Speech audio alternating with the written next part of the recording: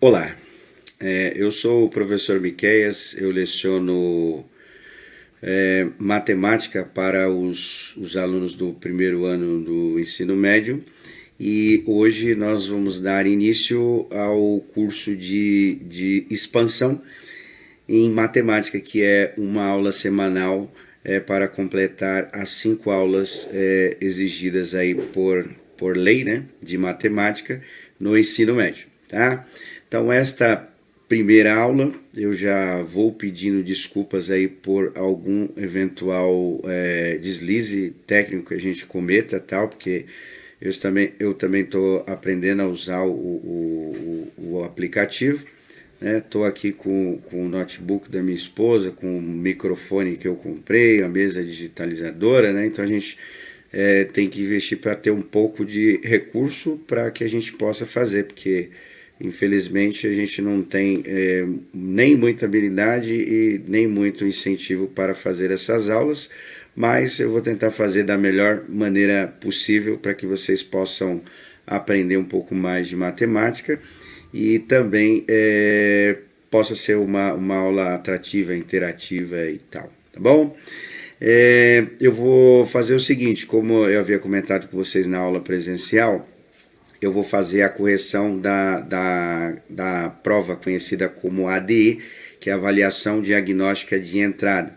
Nesta prova, vocês foram testados em habilidades do ensino fundamental. Então, ela vai ser elaborada, né? As questões dessa prova serão elaboradas para testar as habilidades do ensino fundamental. Nesta aula que eu preparei, a gente vai discutir 4 exercícios e depois que a gente fazer a retomada dessas habilidades, nós vamos corrigir as questões. Então depende da aula, pode ser que eu coloque 4, pode ser que eu coloque 5, pode ser que eu coloque 3. Então a gente vai tentar manter um tempo que também não fique muito desgastante para vocês também estudar e manter o que é exigido aí nas aulas de expansão, o próximo de 50 minutos, tá bom? Eu vou fazer a aula direto. Se vocês precisarem pausar a aula para fazer as anotações, né? Então provavelmente já vai dar os 50 minutos e tal, próximo disso. Então eu vou fazendo direto, sem pausa, e vocês vão fazendo o registro de vocês. Eu aconselho já deixar uma matéria do caderno aí de vocês, para que vocês possam fazer os registros dessas aulas de expansão.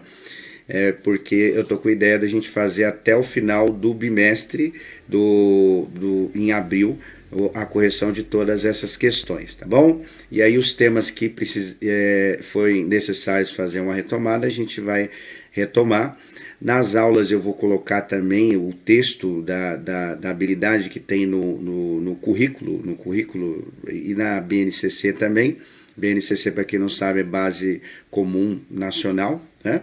E aí o que acontece? Eu vou colocar todo o tema dessa habilidade só para critério de informação, porque geralmente na aula a gente fala, né? Esse conteúdo é do 6º ano, do 8º ano, alguma coisa assim, e aqui a gente consegue fazer com mais detalhes algumas coisas na aula online, tá bom?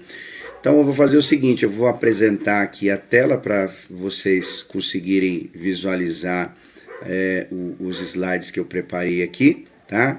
Vou fechar a câmera também, porque não há necessidade da câmera nesse momento, tá? E eu espero que o som esteja bom, que esteja tudo funcionando bem, para que vocês consigam ter uma boa aula de matemática. Bom, eu coloquei aqui no primeiro ano do ensino médio, né? Matemática, que é o que a gente vai fazer. A versão impressa eu gostaria muito de disponibilizar para vocês, mas até agora a gente não tem, né? Não sei onde está na escola, tá? Eu já cobrei da coordenação e tudo, para que vocês tivessem essa versão impressa, que ficaria muito mais fácil para vocês estudarem também. Mas digitaram, né, no dia 7 e 8 as questões. Eu até vou disponibilizar a quantidade de acertos que vocês tiveram. E só que não tem, né? Ninguém sabe onde está essa prova. Então eu vou colocar o arquivo online para vocês, tá? E o PDF para vocês irem acompanhando, e eu aconselho fazer o registro das questões, né, em alguma matéria específica aí, tá? Então, avaliação diagnóstica de entrada, a sigla é ADE, esta foi realizada no primeiro bimestre de 2022, o dia 7 e 8 de fevereiro. Para quem não faltou nenhum desses dias, fez a avaliação, e alguns perderam o dia, conseguiram fazer em outro momento, tá bom? Bom, a questão 1, como eu disse, eu só vou colocar as habilidades, vocês não precisam copiar isso, é só para vocês saberem, né? Porque geralmente esse tipo de habilidade é mais para o professor mesmo saber, mas eu achei interessante comentar com vocês, já que a gente tem o recurso aqui de apresentação na aula online, tá? Bom, então tá aqui, ó, EF08MA23. O que significa isso? EF é o ensino fundamental, 08 seria o oitavo ano, certo? MA, matemática, e aqui o número da habilidade 23. Geralmente são cobrados aí no currículo que aprenda de 26 a 30 habilidades por ano, tá? Então essas que têm os números aí mais próximos de 30 são os números, são referentes ao quarto bimestre, né? Então, sei lá, depende do ano, mas sei lá, do primeiro a sexta habilidade no primeiro bimestre e assim sucessivamente, tá bom? Então essa habilidade 23 do oitavo ano. Qual é a habilidade? Identificar o tipo adequado de gráfico para representar um conjunto de dados de uma pesquisa ou expressar determinada informação. Então, uma habilidade para verificar o tipo de gráfico. Ela não é uma habilidade assim tão difícil, tá? Não sei se vocês conseguiram compreender a questão e tal, mas não é das habilidades mais difíceis da matemática, tá bom? E aí o que eu fiz aqui? Eu dei uma resumida aqui nos tipos de gráfico que vai ter na questão, para vocês saberem os nomes, e aí você, de acordo com isso, colocar o gráfico adequado para a situação. O primeiro gráfico é chamado de gráfico de coluna, tá? Esse gráfico aqui é o gráfico de coluna, e aqui no caso é um gráfico que está apresentando as notas de uma determinada turma, tá? O segundo gráfico a gente chama popularmente de pizza, né? Mas como é uma aula de matemática, a gente precisa aprender os termos corretos. Esse daqui é chamado de setor circular, tá? Por que setor circular? Aqui nós temos um círculo, e aí a cada pedaço aqui a gente chama de setor. O setor é a mesma coisa que parte, né? Uma parte de um círculo, certo? Quanto maior essa parte, mais representatividade tem do gráfico. O próximo gráfico a gente chama de linha, mas também é chamado um gráfico de evolução. Então ele vai mostrando para a gente aí os dados tendo uma evolução. Geralmente aqui a parte de baixo é o tempo, no caso aqui está em mês, e aí a quantidade. Então ele vai mostrando uma evolução dos dados conforme vai passando o tempo, tá? Esse gráfico aí, no caso, é um gráfico de chamados recebidos, né? E chamados resolvidos aí. E o último gráfico é o conhecido como gráfico de barra, tá? E nesse caso aqui, ele está mostrando o consumo de energia elétrica nos 7 meses, aí o consumo em quilowatts-hora, né? Que está aqui embaixo, aqui, ó, quilowatts-hora, tá bom? Bom, então só para vocês lembrarem os tipos de gráfico que tem, né? E aí a questão pede o seguinte, pede para a gente analisar essa tabela e de acordo com a tabela a gente vê qual é o gráfico mais adequado para representá-la. Questão 1. Marcelo é geógrafo e está coletando temperaturas em uma cidade para sua pesquisa. Ele mede as temperaturas sempre no mesmo local, em alguns horários ao longo do dia. Observe a tabela abaixo os dados coletados em um certo dia. Então, às 8 horas, 14 graus Celsius, tá? Esse C aí é a escala que nós usamos para a temperatura aqui no Brasil. 12 horas ou meio-dia, 18 graus a temperatura, graus Celsius. 16 horas ou 4 horas da tarde, 20 graus Celsius. E 20 horas ou 8 horas da noite, 12 graus Celsius, tá? Marcelo precisa organizar os dados coletados em um gráfico, tá vendo? Então ele precisa organizar esses dados que estão na tabela em um gráfico, a fim de observar a evolução das temperaturas. Então já deu a dica aqui qual gráfico que a gente vai usar, certo? No decorrer do tempo e compará-las com a temperatura média. Nesse caso aqui, pessoal, a gente só vai ver o conceito superficial do que é a média, mas é possível calcular a média também. Mas nesse caso aqui não precisa, porque já deu a dica do gráfico que a gente vai usar, que é o gráfico de evolução ou gráfico de linha também, tá? Bom, e aí, aí a gente vê aqui o que é a média. Então tem os tipos de gráfico que eu falei para vocês, e o gráfico mais adequado para essa situação é o gráfico que está na alternativa D, tá bom? Aí aqui só rapidinho para vocês verem, ó, tá a média aqui, ó, nesta linha que é o 16, tá? Então é o ponto médio mesmo, né, das temperaturas, e a gente percebe que existem temperaturas que estão acima da média, no caso são esses dois aqui, né, esses dois valores, e existem temperaturas que estão abaixo da média, e no caso são esses dois valores aqui, onde a temperatura deu uma diminuída. Então esse gráfico é o melhor, e o conceito de média é justamente isso, né? Existem valores acima e abaixo da média. Depois a gente vai aprender a calcular, porque nesse caso não há necessidade aqui, era só interpretação de gráfico, tá? Questão 2, habilidade do 7º ano. Resolver e elaborar situações, problemas que envolva a variação de proporcionalidade direta e de proporcionalidade inversa, tá? Esses temas aqui a gente chama popularmente, né, um método para resolver esse tipo de situação, problema, a gente chama de regra de 3, tá? Geralmente a simples, que é o que mais a gente usa. E o que é uma proporcionalidade direta? É uma relação entre duas grandezas, né? No caso aqui já está aqui no texto da habilidade, entre duas grandezas, o que é grandeza? São coisas que a gente pode medir ou contar. Então, por exemplo, eu vou dar um exemplo de proporcionalidade direta, tá? Eu tenho um carro, estou andando com esse carro numa rodovia, certo? Geralmente a gente mede a distância em quilômetros, né? Então, andei tantos quilômetros. Quanto mais eu andar, né, nessa rodovia, mais gastos de combustível eu vou ter. E o combustível a gente mede em litros. Então, são dois exemplos de grandeza: distância, quilometragem, e litros, a quantidade de combustível. E por que essa grandeza porque essa relação de proporcionalidade entre essas grandezas é direta? No caso, o seguinte que a gente tem é que quanto mais eu ando com o carro na rodovia, mais consumo de combustível eu tenho, certo? Então essa a gente chama de proporcionalidade direta, onde uma aumenta, a outra também aumenta. Uma diminui, a outra também diminui. A proporcionalidade inversa já é o contrário da direta, certo? O que é o contrário da direta?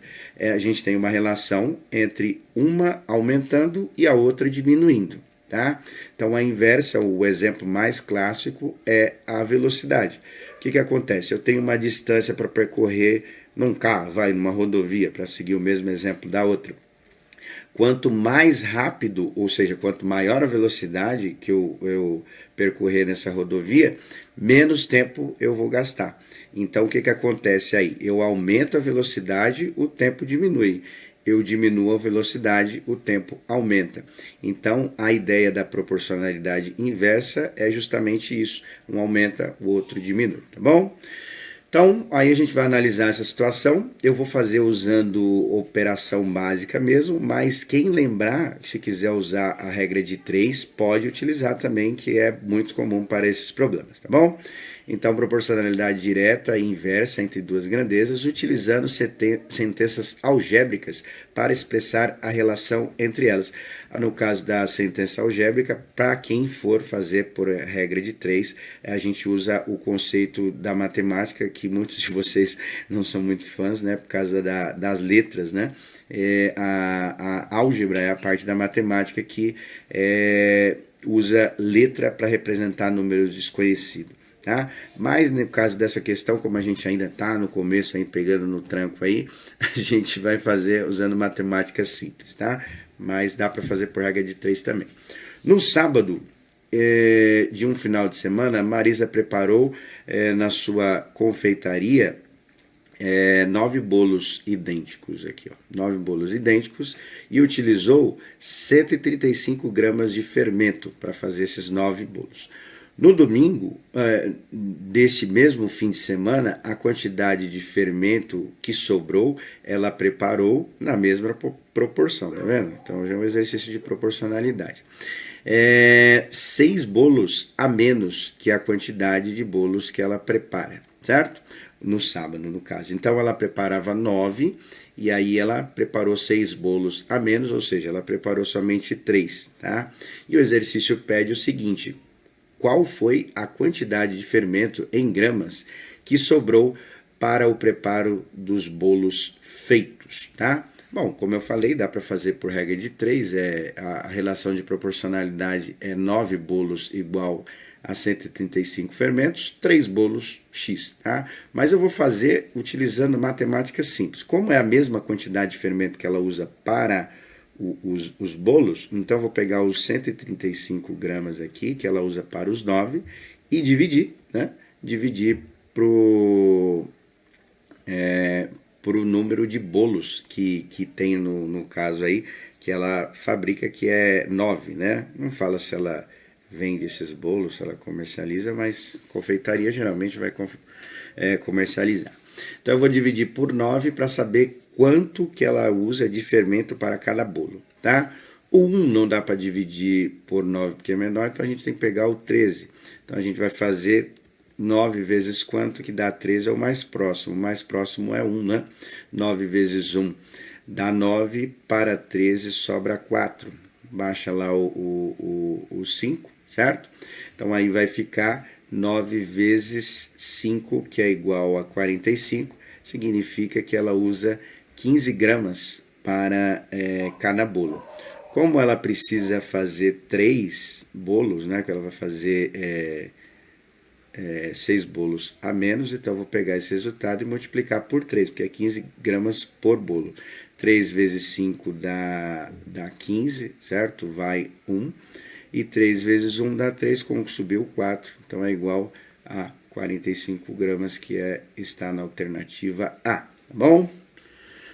Bom, próxima questão já é um teminha um pouquinho mais difícil, porque tem a ver com o 9º ano, tá? A habilidade do 9º ano, e diz o seguinte: resolver problemas por meio de estabelecimento de relações entre arcos, ângulos centrais e ângulos inscritos na circunferência. Então essa é uma habilidade de geometria, tá? Geometria, que é um termo mais específico, circunferência, que é o contorno de um círculo.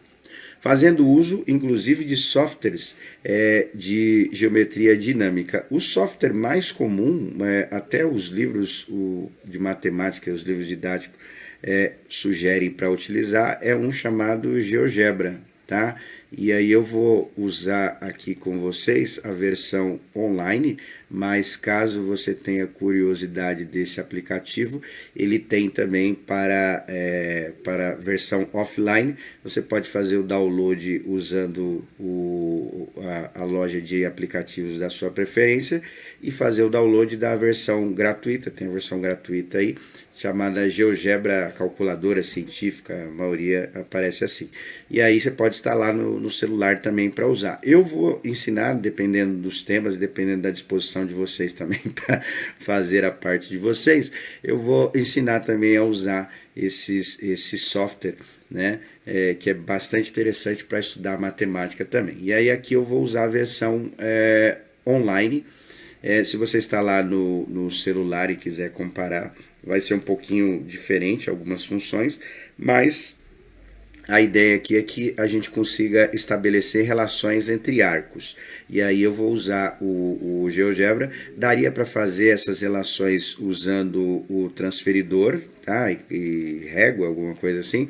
Mas numa aula online é um pouquinho mais difícil fazer isso aqui, né? Então eu vou explicar para vocês primeiro o que é um ângulo, o que significa o ângulo central e o ângulo escrito dentro de uma circunferência, e vou usar o aplicativo para mostrar qual é a relação entre essas medidas, tá bom? O ângulo central inscrito, o que significa isso aí?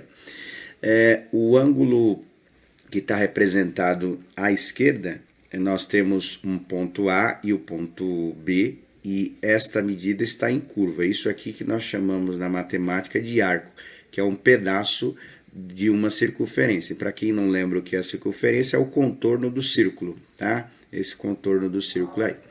E aí nós temos uma medida do centro, que está marcado como ponto O, até o ponto A e um ponto B. Então esse arco aqui, ó, que eu marquei aqui embaixo, o arco AB. Tá? E aí no meio aqui nós temos essa abertura. Esta abertura medida em graus, que nós chamamos de ângulo.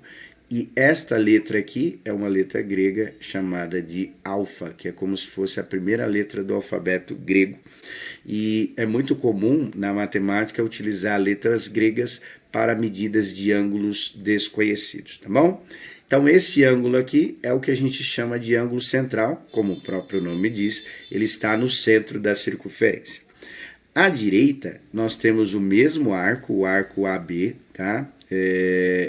E a relação precisa ter o mesmo arco, certo?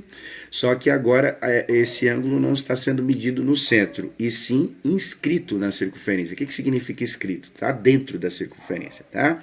E aí tem essa abertura, certo? Esta letra aqui, não sei se vocês lembram, mas é chamada de beta, que é uma letra grega, que é como se fosse o B do nosso alfabeto. E aí a gente tem essa relação entre esses ângulos, tá? Então a gente precisa estabelecer uma relação entre esse ângulo alfa e esse ângulo beta, tudo bem?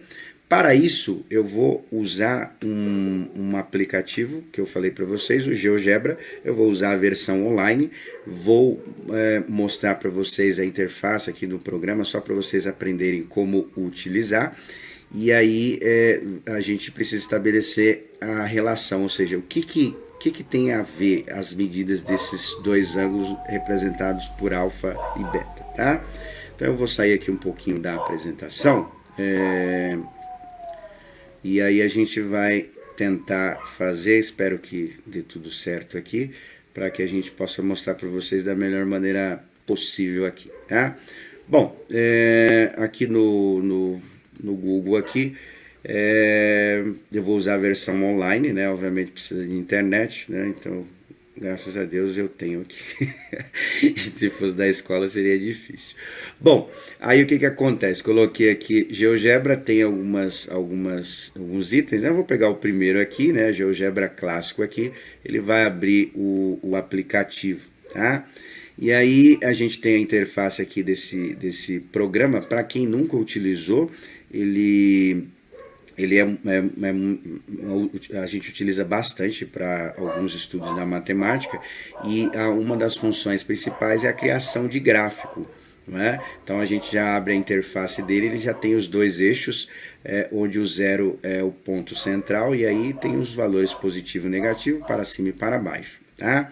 Mas como a gente vai desenhar círculo aqui, então a gente não precisa dessas funções por hora. Então eu vou tirar aqui, ó, os eixos, que são o eixo de x e y, e também essa parte da grelha, que também é chamado de malha, né?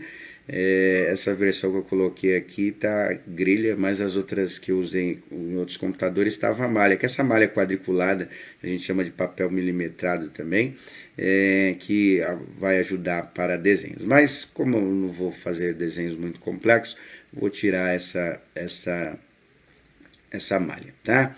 Aí eu vou usar a quinta ferramenta aqui, que é a ferramenta para desenhar círculo. Tem várias situações aqui, tá? Eu vou usar a primeira, que é chamada de circunferência, centro e ponto, certo? Então vou desenhar aqui, ó, um círculo. Vou arrastar ele aqui só para ficar um pouquinho mais próximo aqui no meio da tela. E aí a gente já tem o centro representado pela letra A, o C é a circunferência, a abreviação de circunferência, é o nome que colocou aqui, e tem um ponto B, tá? Para fazer os desenhos que estão lá, eu vou usar esta ferramenta aqui chamada de ponto, que é a segunda, vou adicionar um novo ponto, e vou fazer o ponto C, tá? Ele já fez aí. E aí eu vou fazer o desenho aqui representando o que é o ângulo central, tá bom? Vou usar a terceira ferramenta, que é para fazer linhas. Eu vou usar a segunda opção, que é segmento de reta. O segmento é como se fosse um pedaço de uma reta, né? Porque a reta, para quem não lembra, é um conceito matemático meio abstrato, porque é infinito para os dois lados, tá? E um segmento de reta é só um pedaço, ou seja, ela tem começo e tem fim. Então eu vou fazer aqui, ó, uma reta ligando do ponto A ao ponto C. Ele chamou essa reta de F, tá? E o ponto A até o ponto B. E aqui a gente tem já a representação do ângulo, né? Do ângulo central. Eu vou usar aqui a quinta, sexta, sétima ferramenta chamada de ângulo, que aí eu vou medir o ângulo, que é a abertura entre essas duas linhas aqui. Bom, então vou clicar numa linha, mais a outra, ele marcou aqui o ângulo alfa, e a gente vai deixar assim mesmo, porque eu vou usar até a calculadora, porque é difícil fazer um ângulo assim, sabe, com medida certinha e tal, é bem complicado. Então eu vou deixar assim mesmo, que ele marcou, que é 86,31 graus, tá? Então esta é a medida dessas duas, da abertura entre essas linhas. Para fazer o ângulo inscrito, eu vou usar a ferramenta de novo, né, um novo ponto. Vou clicar aqui, vou fazer um ponto, ele marcou como ponto D. Vou fazer novamente as linhas, né, porque para medir o ângulo eu preciso de uma referência, que seriam essas linhas aqui. Então eu vou fazer pegando o mesmo arco, o arco BC, tá? As letras aqui tanto faz, é só para identificar. E aí vou fazer a medida deste ângulo usando novamente a ferramenta, tá? Então aí ele colocou como beta, esse aqui é o ângulo escrito que está dentro da circunferência, que tem aproximadamente 43,16, tá bom? Então, medir aqui os ângulos usando a ferramenta, agora nós precisamos fazer a relação entre esses ângulos aí, tá bom? Temos aqui 21 minutos, vamos lá. Eu vou abrir a calculadora, tá? No celular, no computador mesmo, e vou mostrar para vocês qual é a relação entre o ângulo central e o ângulo inscrito, representado pelas mesmas letras que eu coloquei lá, alfa e beta. Vou começar com o ângulo central. O ângulo central ele tem a medida de 86,31, tá? Graus, certo? E aí nós vamos ver qual é a relação dele com o ângulo beta aqui, tá? Qual é a relação entre esses dois camaradas aí? Ele é menor, não é? A gente percebe que é menor nitidamente. Quanto menor é? Ele é a metade. Então eu vou dividir por 2 para provar isso aqui para vocês, fazendo na calculadora mesmo. Repara que a calculadora deu uma arredondada, tá, no valor, mas deu bem próximo do que está mostrando aqui, que usou duas casas só, né? Então é 43,155, arredondando aqui ficaria 16, tá? Para duas casas. Então a gente percebe que a relação deste ângulo alfa para o ângulo beta é a metade do valor. Ou seja, se aqui for 30, se for o mesmo arco, ele vai ser 15, a metade, tá bom? E a relação contrária, qual que é? Então eu vou pegar aqui ó, o 43,16, que é a medida do ângulo beta, e aí eu vou achar qual é a relação entre esse ângulo beta e o ângulo alfa. Ora, se um é a metade do outro, consequentemente o menor vai ser o dobro, né, em relação ao maior. Então eu vou fazer vezes 2, que multiplicar por 2 é o dobro. Então a gente vai perceber que deu bem próximo, né, porque tem um arredondamento aqui e tal, né, nos valores, mas é para mais, não se preocupa muito com os números, é para você entender a ideia. Então eu fiz vezes 2, o 43,16 vezes 2 deu próximo do número que é o ângulo alfa aqui, né? Que é 86,32 graus, tá bom? Então a gente percebe que a relação dos dois é o dobro, né, no caso do beta para o alfa, e o contrário do alfa para o beta é a metade do valor, tá bom? Então vou fechar aqui o desenho e aí a gente vai voltar para a apresentação aqui dos slides, para que a gente possa continuar aqui a entender os conceitos, tá bom? Então eu fiz aqui com vocês a parte teórica, mostrei lá a parte prática e coloquei aqui a relação entre os dois. Então o ângulo alfa é 2 vezes o beta, porque é o dobro, não é? Que a gente viu lá, é o dobro do valor em graus, né?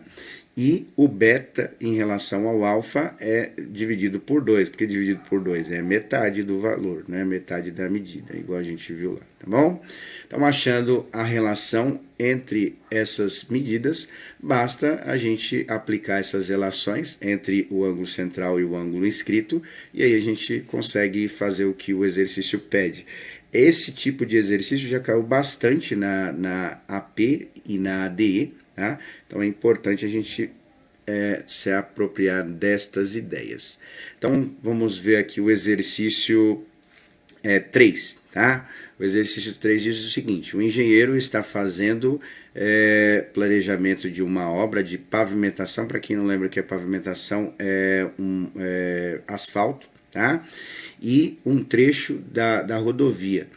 Na figura abaixo, o arco, olha aqui o arco, ó, o arco PQ de uma circunferência de centro O, representa o trecho a ser pavimentado. E o ângulo que delimita esse trecho está inscrito na circunferência. Então foi exatamente o que a gente fez lá na atividade, não é? Então tem o ponto P e o ponto Q, que é uma curva, ou seja, isso aqui é um arco, não é? Igual a gente viu lá. Tá? E eu tenho o ponto central aqui e tenho uma medida. Esse ângulo aqui é o ângulo inscrito, que lá a gente chamou de beta, não é? É um B com um tracinho aqui. Tá? Consequentemente, ele vai pedir outro ângulo, que é o alfa, mas vamos ler aqui. Tá? Qual é a medida desse arco, tá? E que representa o trecho delimitado a ser, voltando, representa o trecho a ser pavimentado nessa rodovia. Tá? Então ele quer saber esse ângulo aqui, ó. Eu coloquei no desenho, não tem, né? Eu acrescentei aqui porque fica mais fácil de desenhar aqui. Então ele quer saber qual é essa medida. Em relação a essa é o dobro, igual a gente viu. Então significa que essa medida aqui é igual a 120 graus, que tem a ver com a alternativa C. Tá bom? Eu vou dar um tempinho aí para vocês marcarem, para fazer anotações, tá?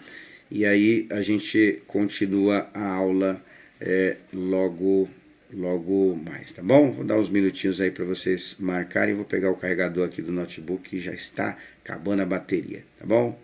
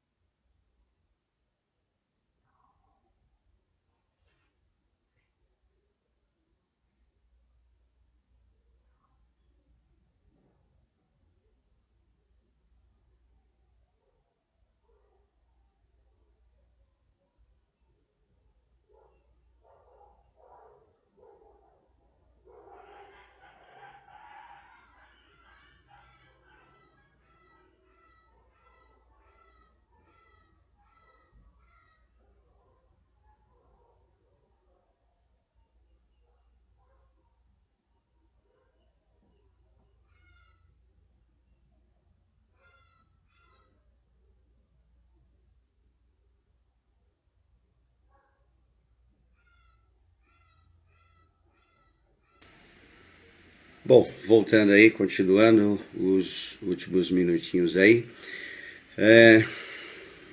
Fizemos aqui, agora vamos para o último tema da aula de hoje. São 4 exercícios que eu preparei aí, que tem a ver com essa parte aqui da raiz aqui, né? É uma habilidade do 8º ano, tá? Resolver e elaborar situações, problemas usando potenciação e radiciação, certo? Para representar uma raiz com potência e expoente fracionário. Nesse caso aqui, a gente não vai usar a parte final aqui desta habilidade, tá? Mas é a mais próxima do que pede na questão. A questão ela tem uma representação de uma reta numérica que a gente precisa localizar uma raiz que não é um número exato, tá? Então eu vou dar uma lembrada aqui, a gente até fez na aula esses exemplos, né? Então eu vou só comentar superficialmente, só para dar uma retomada. Às vezes alguém faltou na aula, não conseguiu ver, tá? Então a potência, a gente tem uma representação A elevado a N, o A aqui seria o número 2, o N o expoente. Como que a gente calcula? A gente multiplica este valor A o número de vezes que o expoente pede. Ou seja, seria assim, né? 2 elevado a 4, a gente vai pegar o 2 e vai multiplicar ele 4 vezes. Então ficaria assim, ó, 2 vezes 2 vezes 2 vezes 2, certo? 2 vezes 2, 4, 4 vezes 2 é igual a 8, 8 vezes 2 é igual a 16. Então é assim que a gente resolve a potência, tá? Só relembrando aí.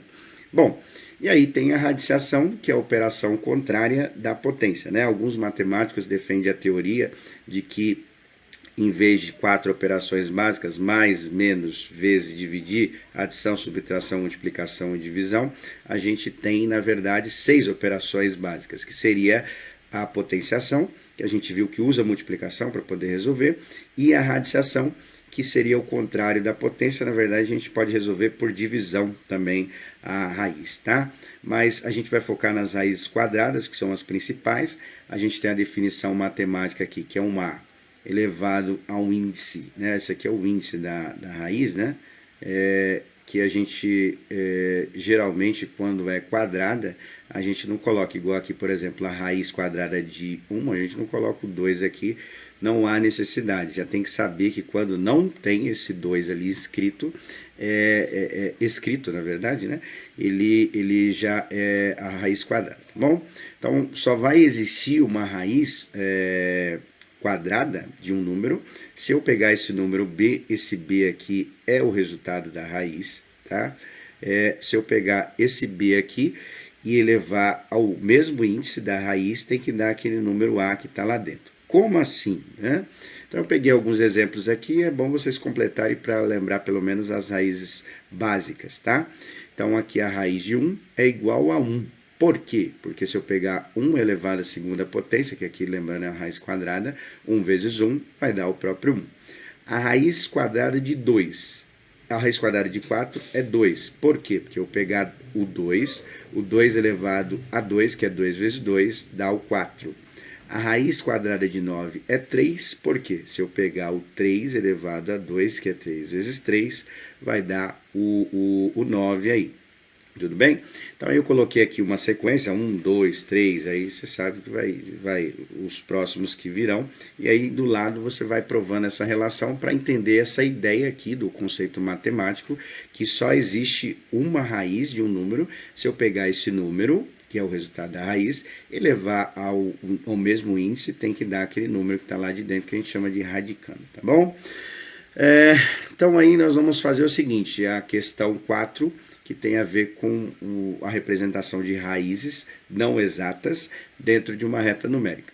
Observe abaixo os pontos, que são esses daqui, ó, o P, o Q, o R e o S, e o T, são 5 pontos, destacados na reta numérica, que está dividida em partes iguais. Então aqui a gente tem o zero, acima do zero nós temos os números positivos, certo? E abaixo do zero, menor que zero, nós temos os números negativos. Então a gente tem um ponto só, representando o número positivo, e 4 pontos dos 5 que foi dado no exercício, representando números negativos. E a marcação desta reta numérica, ela está dividida em meio, né? Então cada trecho aqui vale meio. Então aqui a gente tem 1, ó, aqui seria o 2, aqui seria o 3, assim vai. E para cá os negativos, ó, menos 1, meio estranho aqui esse menos 1, né? Menos 1, consegui piorar, menos 2, o menos 3 e o menos 4. Tudo bem? Então a gente tem aqui os valores representados aí na reta numérica. Ele quer saber o ponto que representa a posição do número, esse número aqui, ó, que é uma raiz não exata de menos 12, tá bom? Então o que é que eu vou fazer? Eu vou pegar essa raiz de 12, que não dá um número exato, não é uma raiz exata. Você vai perceber que quando você preencher aquela parte na aula que a gente fez, você vai perceber que não tem a raiz de 12, tá? Não é um número exato. Mas a gente consegue fazer por aproximação os valores que tem antes, tá? Então eu vou colocar aqui o 16, vou pensar na raiz positiva, né, da raiz 16, e do lado eu só coloco um menos aqui na frente, que aí a gente já acha o valor, tá? E a mesma coisa a raiz exata antes da raiz 16, que é a raiz de 9. Então eu vou colocar aqui os valores e a gente só troca o sinal. A raiz de 9 é 3, certo? A raiz de menos 9 seria menos 3. E aí aqui no meio eu tenho a raiz de 12, tá? Que a gente não sabe qual o número que é. E no final eu tenho a raiz de 16. Pensando no positivo, a raiz de 16 é 4.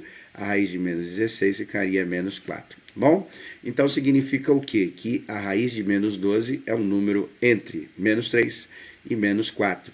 E o único ponto que representa isso é o ponto representado pela letra Q, que é a alternativa B, tá bom? Então é isso, né? Se ficou alguma falha, alguma coisa aí, vocês me desculpem aí, porque a gente está aprendendo aí a mexer também nesse sistema, que não é fácil, né, para ninguém, né? Então aí a gente vai seguir fazendo as aulas semanais, tá? Utilizando aqui o centro de mídia e corrigindo as questões da ADI, tá bom? Então volto a frisar de novo, coloque uma matéria só para fazer isso e aí fica mais fácil para vocês corrigirem as questões aí, tá? Eu não vou fazer a aula ao vivo no horário que eu passei para vocês, porque a gente não tem como gravar esse tipo de coisa na escola, é praticamente impossível fazer isso, e aí eu fico disponível das 10h30 até as 11h30 ou 11h20 e tal, depende do horário lá fixado lá na escola, para tirar as dúvidas de vocês, caso vocês tenham, tá bom? Então aí faz a correção de todas as questões, se tiver alguma dúvida, pergunta aí, a gente tenta fazer dessa forma, tá bom? Um abraço a todos, até!